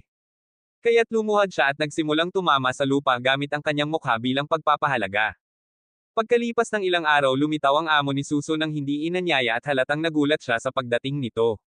Sinabi ng matandang lalaki na dumating siya na may dala-dalang mensahe para sa Panginoon ng Kanluran para lamang mapagtanto na wala na siya saan man. Tinanong ni Akito kung tungkol saan ang drama at ibinagsak ng master ang bomba na ang ilang random na dude ay umiikot sa mga natitiklop na Panginoon sa rehiyon tulad ng paglalaba. Naimpake na niya ang mga Panginoon ng Silangan at Hilaga at ngayon ang sabi-sabi ay nanlamig siya sa isang lugar sa Kanluran. Gayon din ang Panginoon ng Silangan ay patungo sa kanyang paghihiganti sa misteryosong dude na pumwesto sa kanya mula sa kanyang trono dahil alam na ang sinumang matalo ang Panginoon ng isang rehiyon ay naging bagong Panginoon ng rehiyong iyon.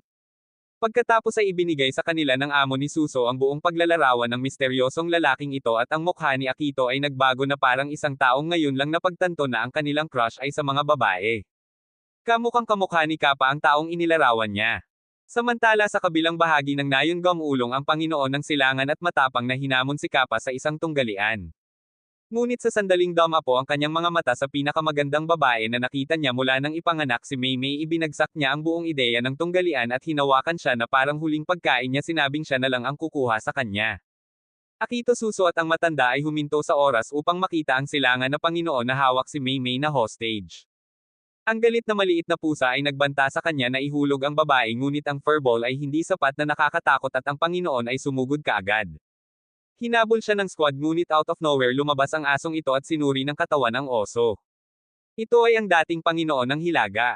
Ipinahayag ni Ginoong Tiger na siya ay dumating upang kunin ang mandirigma na tumalo sa kanya pabalik sa Hilagang Kagubatan upang maging susunod na Panginoon.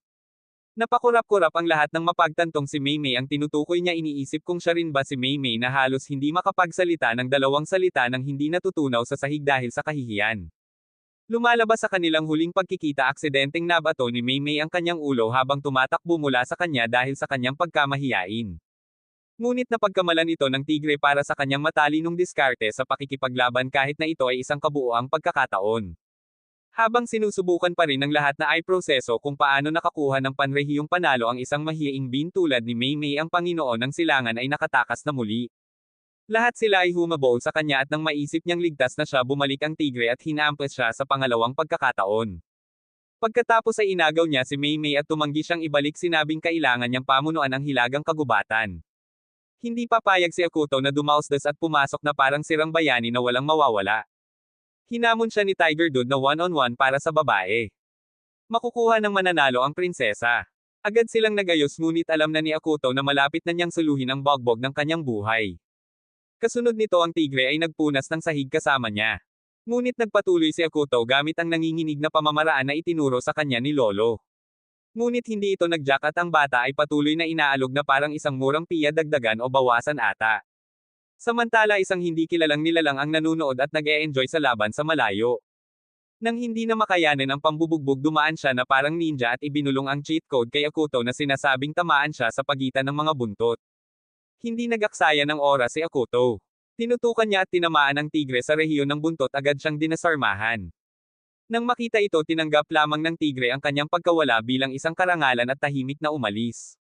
Hindi nagtagal ay nabangga niya ang Panginoon ng Kanluran na casual na umamin na siya ang nagsabi kay Akuto ng mahinang lugar ng tigre.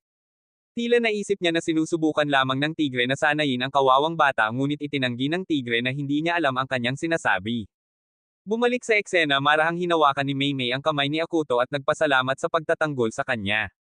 At doon tumayo si Suzo sa gilid na may kakaibang ekspresyon na nagpapakitang nagseselos siya. Lumipas ang ilang linggo at isang gabi napadpad si Cage sa isang kaoy na hinalang maalikabok na libro na nakatago sa madilim na sulok ng kanyang library. Sa halip na isipin ang kanyang negosyo tulad ng isang normal na tao, nagpasya siyang magbasa mula dito at isang mabangis na spell sa kalaunan pinaulanan ng kidlat ang bawat bahay sa isla. Kinaumagahan nagising sina Suzo at Akoto na kakaiba ang pakiramdam. Tumingin sila sa salamin at napagtantong mayroon na silang mga buntot at mabalahibong tainga lumalabas upang makakuha ng mga sagot. Sila ay sinalubong ng mas nakakagambalang mga tanawin dahil ang buong nayon ay naging ilang baluktot na tao hayop na cosplay convention. At ang lahat ay naglalakad sa paligid tulad nito ay isa pang Martes. Hindi nagtagal ay nakilala nila si Cage at nagulat na siya ay ganap na normal. Casual niyang sinabi sa kanila na siya ang nasa likod ng kaguluhan, ngunit naisip nila na nagsasalita siya mula sa kanyang likuran hanggang sa iwagayway niya ang kanyang mga kamay at gumawa ng ilang bagay sa Hogwarts. Nag-short circuit ang utak ni Akoto dahil ang lahat ng gulo na ito ay sumalungat sa kanyang tapat na pagmamahal sa agham. Nang magpakita siya na handang i-dropkick si Cage sa susunod na linggo, lumokso ang bruha sa isang tangkay ng Wallis at lumipad na ikinagulat ni Akoto na nagsimulang muling pag-isipan ang kanyang mga pagpipilian sa buhay dahil nilabag nito ang lahat ng batas ng agham na alam niya. Matapos mabawi ang ilang mga selula ng utak, sinugod ng grupo ang silid-aklatan upang makahanap ng isang bagay na kapaki-pakinabang minsan. Kinuha nila ang isang sketchy na libro na may label na seal at sa hindi na pagkabigla ng sinuman bumukas ito ng mag-isa at iniluwa ang isang genie. Binigyan sila ng sparkly dud ng 7 wish na parang Black Friday at agad na sinayang ng mga babae ang 4 sa kalokohan. Samantala si Akoto ay nalilitong nakatingin lamang, hindi naniniwala sa kanyang mga mata na may 3 hiling na lamang ang natitira. Sa wakas nagkaroon sila ng eureka moment at nangatuwiran na kailangan nilang hulihin si Cage. Kaya nag-wish sila at may nahulog na payong mula sa langit habang si Cage ay nag-waltz lang para makulong na parang langaw sa bote ng soda. Itinali nila siya at binigyan ng litsyon ng kanyang buhay, ngunit nakalimutan nila na si Janice ay hindi dumating ng may katapatan. Sa sandaling ipaalam sa kanila ng genie na mayroon silang 2 nais na natitira, sinamantala ni Cage ang pagkakataon at ginawa ang kanyang sariling hiling, hiniling na palayain siya na ikinagulat ng lahat. Ngayon hanggang sa isang hiling lang. Ang lahat ay naging mga ligaw na unggoy na sinusubukang agawin ang huling say.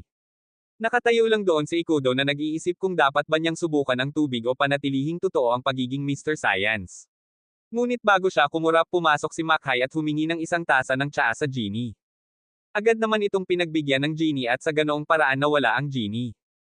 Tumawa si Cage at pagkatapos ay gumawa ng isang spell na nakakahon sa lahat na parang mga pakete ng Amazon.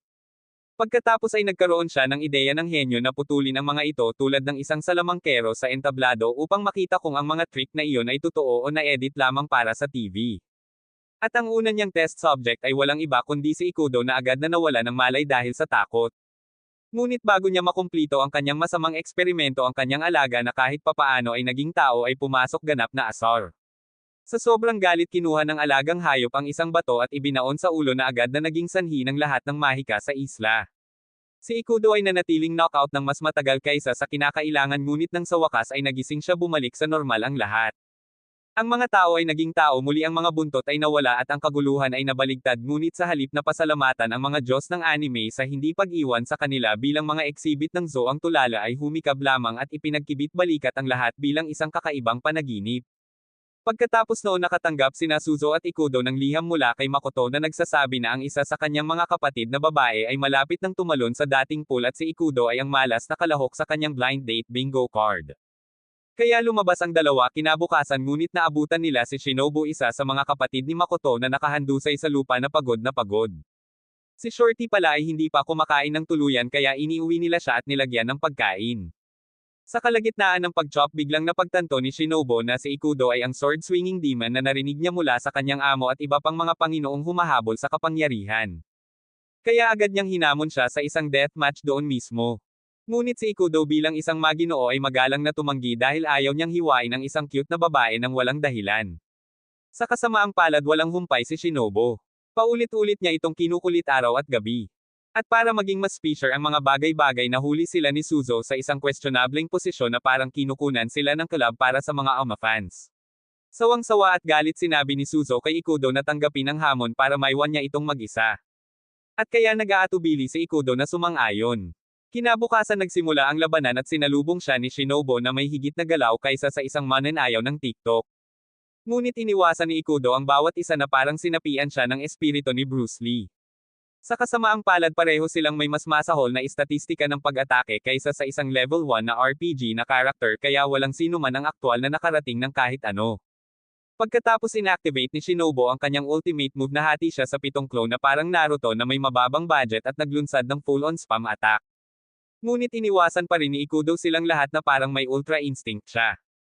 Nang sa wakas ay sumakay na siya nang malapitan si Ikudo na nakakita ng isang siwang ay inabot at mabilis na pinisil ang kanyang mga lobo na nagpalamig kay Shinobu. Agad na nagsimulang humingi ng tawad si Ikudo tulad ng pagiging simple niya. Pero imbes na deadmayan siya namula lang si Shinobu at tinanong siya kung anong klaseng teknik iyon dahil muntik na siyang ipadala nito sa Pleasure Land. Pagkatapos ay sumagot siya na maaari lamang niya itong turuan ng pribado at sa pagkakataong ito ay baka mapasigaw pa ito. Natapos ang tunggalian at si Ikudo ang idineklara na panalo. Nakipagkamay si Shinobu at umalis na parang natalong kontrabida na lihim na nag-e-enjoy sa pagkatalo. Pagkalipas ng ilang linggo random na kinuha ni Ikudo ang isang horror novel. Dahil gusto niyang magbasa ng higit pa binisita niya si Sheik Cage upang hiramin ang susunod na volume mula sa kanyang pinagmumultuhan na library ng kapahamakan. Samantala pabalik sa crib nakatanggap si Suzo ng isang liham ng paanyaya na mukhang makulimlim. Kinabukasan nagpa siya sina Suzo, Ikudo at Maymay na sundin ang mahiwagang imbitasyon sa ilang random na bahay sa gitna ng kawalan na parang wala sa kanila ang nakapanood ng horror flick dati. Sa pagdating sinalubong sila ng isang kaoy na hinalang masayahin na AI robot na nagngangalang Sukuya. Nang maglaon si Ikudo bilang siya ang nosy legend ay sinubukang kausapin ang bot at basta-basta ibinalita ang mga takot na titik. Pero plot twist, sinabi ni Sukuya na nakatanggap din siya ng mga liham mula sa kanila na nagsasabing darating sila na nag-iiwan kay Ikudo na nagtataka kung ano ang nangyayari dito. Sa sandaling iyon lumitaw si Sheik Cage mula sa mga anino at sinilip ang mga titik. Sa sandaling nakita niya ang isang pulang-pula na simbolo sa kanila mahinahon niyang ibinalita na ang simbolo ay kay Beniyasha, isang psycho villain mula sa mga horror novel na binabasa ni Ikudo. Ayon sa kanya ang mga tinatawag na nobela ay hindi kathang-isip. Sila ay mga dokumentaryo sa totoong buhay ng horror rampage ni Beniyasha mula 18 taon na ang nakakaraan na nagpayanig sa nayon sa takot. Pero biglang nawala yung dude kagaya ng crush mo pagkatapos mong mag-high. Gayunpaman sinubukan ni Sheik Cage na alisin ito bilang ilang baluktot na TikTok prank ngunit ipinahayag ni Sukuya na kahit na totoo ang kwento protektahan niya sila sa lahat ng paraan. Nang gabing iyon napagpasyahan ni Ikudo na 8:00 na dahil kinuha na ng mga babae ang kanila. Ngunit nang makapasok siya nalaman ng lalaki na nakalimutan niya ang kanyang tuwalya at tumalikod upang kunin ito. Naisip niya na nag-aral sa stalking at red flags na sandali na niya para sumikat at sinundan siya sa pag-aakalang makukuha niya ang kanyang hindi sinasadyang steamy plot moment. Ngunit salamat sa zero situational awareness hindi niya alam na tumalikod si Ikudo. Kaya tumalon siya sa paliga na parang isang kulturang tanga at niyakap ang inaakala niyang Ikudo. Para lang lumingon ang lalaki at hindi si Ikudo. Natuklasan niyang isa itong nakamaskara na nakakatakot na weirdo at sumigaw siya bago nawala ng malay. Nang marinig ang hiyawan nagmadaling pumasok sina Ikudo at Sukuya at nakitang naka-knockout siya. Nang magkamalay siya at makita si Ikudo sinaktan niya ito dahil sa pananakot sa kanya kahit na hindi alam ng kawawang lalaki ang nangyari. Biglang si Ann ay nagsimulang kumamaw ng husto sa sarili at doon na lumitaw ang huling amo. Isang misteryosong dude na may kumpiyansa ng isang lalaking hindi kailanman gumamit ng deodorant ang lumitaw at casual na inihayag na ito ang epekto ng pinakamalakas na Makati na lotion sa isla. Pagkatapos ay ipinakilala niya ang kanyang sarili bilang Beniyasha. Tinanong ni Ikudo ang kilabot kung ano ang kanyang pakikitungo at ang clown na ito ay casual na sumagot na nag-enjoy lang siya sa panunood ng mga batang babae na sumisigaw sa takot. Ipinagmamalaki niyang inihayag na nagsimula siya saan at hindi tumitigil hanggang sa ang bawat huling babae ay nakatikim ng kaguluhan. Pagkatapos ay idinagdag niya na ang pangangati ay tatagal ng isang buong linggo maliban kung ang antidote ay inilapat. Pagkatapos ay tumakbo si Beniyasha kasama sina Ikudo at Sukuya na humabol sa kanya ngunit nagawa niyang makatakas. Samantala ang mga batang babae na ganap na nakakalimutan ang kabaliwan sa labas ay abala sa pagpaplano kung paano ipalakpak si Ikudo sa isa sa kanila ng gabing iyon. Ang bawat isa ay pumili ng isang silid at naghintay para sa napiling sandali. Nakalulungkot ang kanilang mga romantikong pantasya ay malapit ng masira dahil napagpasyahan ni Beniyasha na oras na para sa mga jump scare. Isa-isa siyang gumapang at pinalamig sila o ginawang mga naglalakad na crackheads. Pagkatapos ay dumating ang turn ni Suzo. Si Beniyasha na nakadamit tulad ng Ikudo ay pumasok sa kanyang silid at si Suzo sa pag-aakalang nanalo siya sa Ikudo lottery ay natuwa. Para lamang humila ang Ikudo at napagtanto niyang papalakpak siya ng libre. Sinimulang habulin ni Ikudo si Beniyasha at pareho silang napunta sa rooftop. Noon naalala ni Ikudo na takot siya sa taas. Ngunit nang malapit na siyang magkaroon ng mental breakdown binitawan ni Beniyasha ang ipinagbabawal na salita imposible. Iyon lang ang nag-trigger ng rage mode ni Ikudo. Siya ay tumalon sa kanya tulad ng isang masugid na hayop ngunit si Beniyasha bilang isang mad ulash na payaso ay inihagis ang mga antidote sa hangin. Si Ikudo sa halip na mag-isip na parang tao ay tumalon sa kanila at bumagsak sa lupa bago siya nailigtas ni Sukuya. Nag-transform si Beniyasha bilang isang saranggola. Siya fluttered palayo sa langit habang Ikudo nakahiga doon kinasusuklaman ang kanyang pag-iral para sa pagiging walang silbi. Gayunpaman ang katotohanan ay ang tunay na Beniyasha ay hindi pa umalis sa gusali. Lumalabas si Shikage ang nasa likod ng buong Serco na nagpaplano kasama ang kanyang ina ang aktwal na Beniyasha. Ang kanyang ina ay nagliliwanag din bilang ang misteryosong may akda na ginawa ang lahat ng mga ligaw na kaganapang ito sa mga nobela para mabasa ng mga tao. Pagkalipas ng 2 linggo aksidenteng natamba ni Makai ang isang estatwa na hindi namamalayang nasira ang selyo sa isang malikot na tinuki na demonyo na nakulong sa loob ng 1,000 taon. Ang nilalang na ito ay nagtataglay ng kapangyarihang maghugi sa halos anumang bagay gamit ang kakayahang ito na magdulot ng kaguluhan sa buong lungsod. Gayunpaman mayroon itong isang kapintasan. Palaging nakabakaka ang tiyan nito na ginagawang hindi perpekto ang mga disguise nito. Determinado siyang bitag muli walang kapagurang hinabol ni Makai ang demonyo. Bagamat patuloy itong nawala salamat sa mapanlinlang na pagbabago nito sina Ikudo at Suzo ay sumama sa huli. Ngunit ang manluloko ay nagawang dayain silang lahat na labis na ikinadismaya ni Makai. Matapos gumugol ng buong araw sa isang ligaw na paghabol ng gansa ang grupo ay bumagsak sa pagod. Ipinahayag ni Ikudo ang kanyang inis na sinasabing nilalaro sila ng nilalang para sa mga tanga sa buong araw. Nagulat si Suzo sa kanyang mga salita dahil karaniwan na niyang tinatalikuran ang anumang supernatural. Sa kagustuhang subukan siya bigla niyang sinabi na imposibleng mahuli ang isang tinoki. Sa kanyang pagtataka agad na pumayag si Ikudo. Dahil sa sandaling iyon hinawakan siya ni Suzo at ipinahayag na nahuli niya ang shapeshifter. Inilantad nila ang mabagsik na tiyan nito at mabilis na itinali ang nilalang sinigurado ito kasama si Aen upang maiwasan ang isa pang pagtakas. Natigilan si Makai na nakita ni Suzo sa pamamagitan ng pagbabalat kayo nang hindi siya nagseselo sa koneksyon ni Suzo kay Ikudo ay nagsimulang bula. Sa huli-muling tinatakan ni Makai ang mapanghimagsik na demonyo pinabalik ito sa kung saan mang underworld kung saan ito gumapang palabas. Di nagtagal natagpuan nila ang totoong Ikudo na walang malay sa malapit. Nang sa wakas ay nagising siya ipinalagay niya na ang lahat ng nangyari ay isang kakaibang panaginip lamang ayaw pa ring maniwala na ang mga demonyo ay totoo. Nang sumunod na araw gumala si Yukino sa kagubatan at napadpad sa isang makulay na asul na balahibo. Pinag-isipan niya kung ito ba ay kabilang sa mythical bluebird. Samantala kinaumagahan ipinagpatuloy ni Ikudo ang kanyang pagsasanay. Pinuri ni Suzo kung gaano siya napabuti at ibinahagi ni Ikudo na nilalayo niyang harapin ang isang tao mula sa kanyang nakaraan sa sandaling bumalik siya sa bahay. Bago pa matuloy ang usapan biglang tumakbo si Suzo. Tahimik na binanggit ni Ikudo na marahil ay oras na para bumalik siya. Sa tabi ng ilog inamin ni Suzo na ayaw niyang umalis siya. Di nagtagal na abutan niya si Yukino na sabik na ipinakita ang asul na balahibo sa paniniwalang ito ay katibayan ng pag-iral ng maalamat na ibon. Iminungkahi ni Yukino na sabay nilang hanapin ang nilalang. Nag-alinlangan si Suzo sinabing kailangan niyang manguha ng panggatong. Ngunit ang oso ni Yukino ay may iba pang mga ideya at pinasigla siya. Bumalik sa tahanan ni Suzo ipinaliwanag ng palaging madaldal na manok kay Ikudo na kung sino man ang makakahanap ng asul na ibon ay bibigyan ng hindi kapani-pani walang swerte. Nanatiling nagdududa si Ikudo at nagpasyang kumuha na lang ng tubig. Sa ibang lugar ang mga batang babae na sinamahan ng kanilang mga kasamang hayop ay nagpatuloy sa kanilang paghahanap. Hindi nagtagal nakakita sila ng kakaibang ibon at humabol na nahulog sa isang malalim na siwang. Bumalik si Ikudo upang makitang walang laman ang bahay at nag-alala. Determinado siyang mahanap si Suzo pumunta siya sa kagubatan. Nakuha ni Tonkotso ang kanyang pabango at ginabayan ang daan. Sa kabila ng kasunod na pagbuhos ng ulan nagpatuloy si Ikudo dala ng pag-aalala. Out of nowhere lumitaw ang maalamat na asul na ibon. Bagamat hindi naniniwala si Ikudo sa gayong katarantiduhan ang desperasyon ang umakay sa kanya na sundan ang landas nito. Maya-maya narinig niya ang boses ni Suzo na umaalingaw-ngaw mula sa siwang. Nang matagpuan niya ang mga babae biglang nagbago ang asul na ibon bilang kakaibang nilalang. Nakita nila kanina ang tunay na pagkakakilanlan nito na matalinong nakatago. Sa pagtutulungan ng lahat nagawa nilang iligtas sina Suzo at Yukino.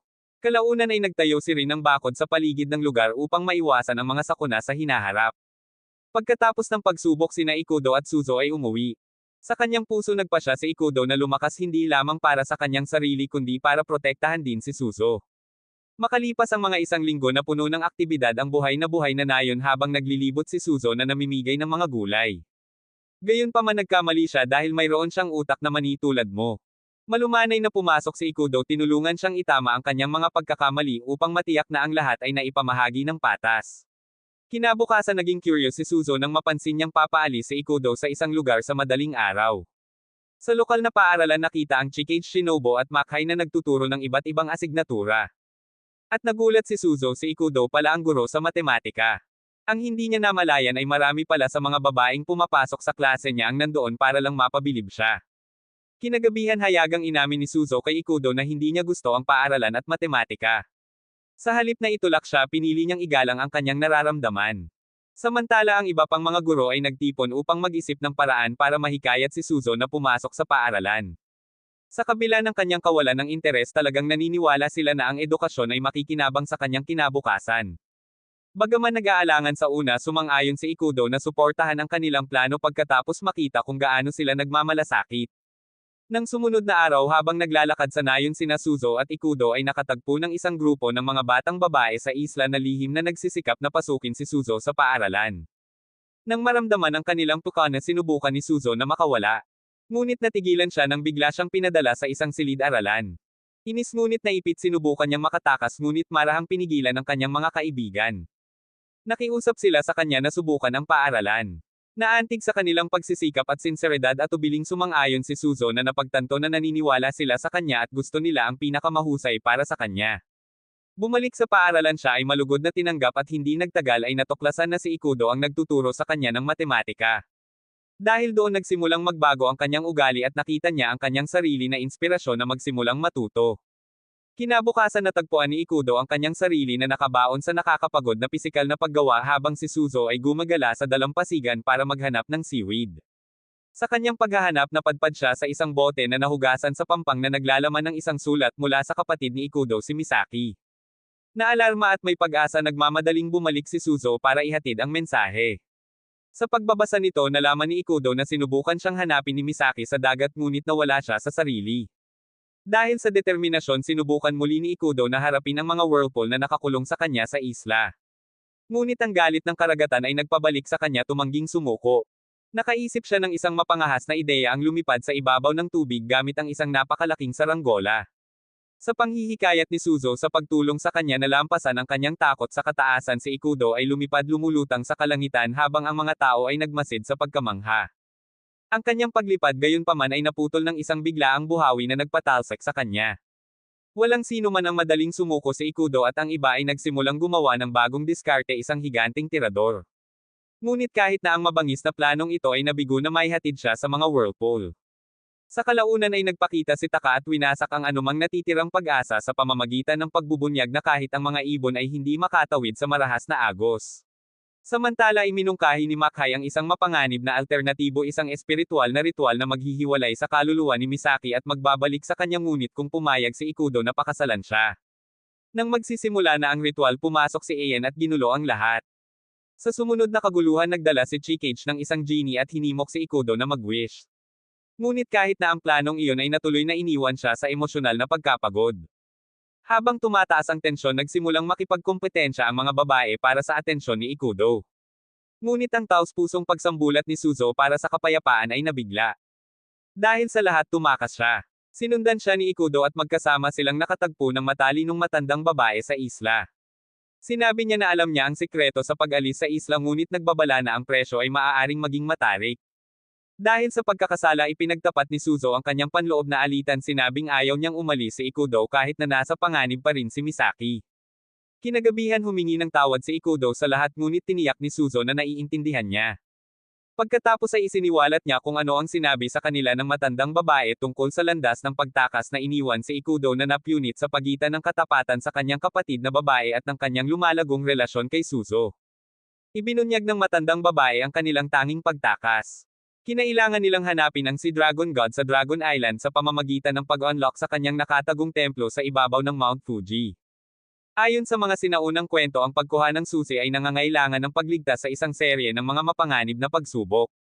Bagamat sa una ay nag-aatubili na pagtanto ni Ikudo na ito lamang ang kanilang pagkakataon sa kalayaan at sumang-ayon na magpatuloy. Pagsapit ng madaling araw, sila ni Suzo ay nagtungo sa Mount Fuji. Walang kamalay-malay na sina Rin Chikage at Yukino ay lihim na sumusunod sa kanila na naglalayong ihinto ang kanilang paglalakbay. Ang kanilang landas ay humantong sa kanila sa isang bitag, isang malawak na kalituhan, ngunit si Rin na napunit sa kanyang damdamin ay banayad na tumulong sa paggabay sa kanila patungo sa kaligtasan. Nang tila sila ay makakalaya, isang selyadong pinto ang hamarang sa kanilang ruta. Sa sandaling iyon, nagsara ang humahabol na trio na nag-trigger sa plano ni Chikage. Isang napakalaking bato ang pinakawala na humahampas sa lahat kasama sina Rin at Yukino. Sa gitna ng kaguluhan, nagpakita si Ayan at hinamon si Ikudo sa isang tunggalian. Hindi pinapansin ang provokasyon, si Ikudo ay sumulong kasama si Suzo. Iniiwasan ang nakamamatay na bato hanggang sa namagitan si Tiger, ang Panginoon ng Hilaga, at sa halip ay inilihis ito patungo sa Chikage. Bagamat nagpapasalamat, na natiling maingat si Ikudo sa tunay na motibo ng Tiger. Mula sa kanya nalaman nilang apat na makapangyarihang tagapag-alaga ang nagpoprotekta sa Sea Dragon God. Hindi nagtagal ay dumating si Maymay upang tulungan sila laban sa Tiger at magkasama silang nakakuha ng maikling kalamangan bago harapin ni Maymay at Tono ang Tiger ng direkta. Sa kabilang banda, nakatagpo nila ang Panginoon ng Silangan na sinuhulan ni Makai upang maantala sila. Sa sobrang swerte, nasangkot si Shinobu at pagkatapos ng hindi pagkakaunawaan, nauwi sa pakikipaglaban sa Panginoong Silangan na pinayagan sina Ikudo at Suzo na magpatuloy. Sa kalaunan, nakita nila ang master ni Suzo na nakabalat kayo na ginamit ang kanyang mga clone para hamanin sila. Nagawa ni Ikudo na kilalanin ang tunay sa pamamagitan ng kanyang dalawang buntot at natalo siya. Sa pag-abot sa tuktok ng Mount Fuji, sa wakas ay natagpuan nila ang susi para lamang lumitaw si Kairaj at angkinan ito bilang tagapangalaga ng kanluran. Sa pagtanggi na umatras, hinarap ni Ikudo si Kairaj sa labanan. Bagamat hindi katugma sa una, ang sakripisyo ni Suzo ang nagpasigla sa kanyang determinasyon. Ang kanilang matinding sagupaan ay nagwakas sa pagkapanalo ni Ikudo na nasecure ang susi at pinalakas ang kanyang desisyon na makatakas sa isla. Pagdating sa Dragon Island, sa wakas ay nakarating ang grupo sa fabled Sea Dragon God's Temple. Hawak ang isang mahiwagang susi sa kamay habang bumababa sila sa mga sinaunang hagdan ng bato, isang biglaang nakakaantig na sigaw ang bumasag sa nakakatakot na kalmado. Noong una ay inakala nila na iyon ang tinig ng Sea Dragon God hanggang sa nakita nila si Ayan na nakatago sa paglalakbay at masayang-masaya na nagawang i-wedge ang kanyang ulo sa kisame. Samantala, sina Ikudo at Suzo ay nakarating sa ilalim ng templo kung saan natuklasan nila ang isang malawak, mystical na lawa na sinasabing tahanan ng Sea Dragon God. Lingid sa kanilang kaalaman, palihim na nadula si Ayan sa lawa, umaasang lihim na mag-wish. Sa kasamaang palad, ang kanyang mga aksyon ay hindi sinasadyang nagdulot ng kumpletong kaguluhan. Sa loob ng kuweba sa ilalim ng tubig na pagkamalan niyang isang lubid ang bigot ng Diyos at hinailan niya ito na hindi namamalayang naging sanhi ito upang maputol at magsimulang gumuho ang nakapaligid na istruktura. Nang magsimulang gumuho ang templo at muling lumitaw si Ayan, na pagtanto ng iba ang hindi sinasadyang pagkakamali niya.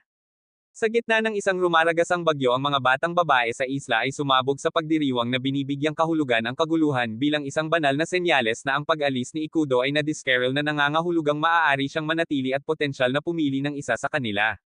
Sa ibang lugar, pinanood ni Makai ang palabas na drama sa pamamagitan ng kanyang Shikigami. Nakita si Ikudo na nasa dagat na sa isang maliit na bangka. Nag-alok si Suzo na sumama sa kanya, ngunit malumanay na tumanggi si Ikudo, nag-aalala para sa kanyang kaligtasan. Sa paglayag niya, una nang sinuportahan ni Suzo ang kanyang desisyon hanggang sa hinamon siya ng matandang matriarch ng isla na harapin ang kanyang tunay na nararamdaman. Dahil sa inspirasyon ng pag-ibig, sinugod siya ni Suzo para lamang makita ang kanyang bangka na naglaho sa isang napakalaking whirlpool. Determinado na hindi siya mawala, bumalik si Suzo sa sagradong dambana upang ipagdasal ang kaligtasan ni Ikudo. Ang kanyang mga panalangin ay tila gumana nang muling lumitaw si Ikudo sa tulong ng mahika ni Makai, ngunit ang kanyang kaginhawaan ay panandalian. Napapaligiran ng isang grupo ng hindi pamilyar at nakakatakot na mga lalaki, biglang napansin ni Ikudo ang kanyang kapatid na si Misaki sa gitna nila, ganap na natarante sa kanyang presensya. Ipinaliwanag ni Misaki na pagkatapos ng pagkawasak ng kanyang barko, napadpad siya sa Erento, isang isla na katulad ng sa kanya, maliban kung ito ay tinitirhan lamang ng mga lalaking kumuha sa kanya. Inanyayahan niya si Ikudo na sumama sa kanya at manirahan sa kanyang isla ngunit tumanggi ito at sinabing kailangan niyang bumalik sa kanyang sariling isla dahil naghihintay sa kanya ang isang taong lubos niyang pinapahalagahan. Atubili na tinanggap ni Misaki ang kanyang desisyon at binigyan ng mga lalaki si Ikudo ng isang bangka para sa kanyang paglalakbay pauwi. Nakikipaglaban sa mabangis na alon na tila determinadong hadlangan ang kanyang pagbabalik, nagpatuloy si Ikudo dala ng mga iniisip ni Suzo. Tulad ng tila maaari siyang makabalik, muli siyang nilamon ng whirlpool. Sa kalaunan humina ang bagyo at natagpuan ni Suzo si Ikudo na walang malay na naanod sa baybayin. Dahil sa kaginhawahan at kagalakan niyakap siya nito. Halos hindi na kumpleto ang muling pagsasama ng masayang idineklara ng matandang lola ng isla na nagsimula na ang ikalawang round ng paligsahan ng hide and seek at sa isang iglap nakaalis ang mga batang babae sa isla, muling hinahabol si Ikudo. Kung nasiyahan ka sa recap na ito ay clap ang like button at insultuhan ang pangunahing karakter bilang isang tunay na Aneskel fan.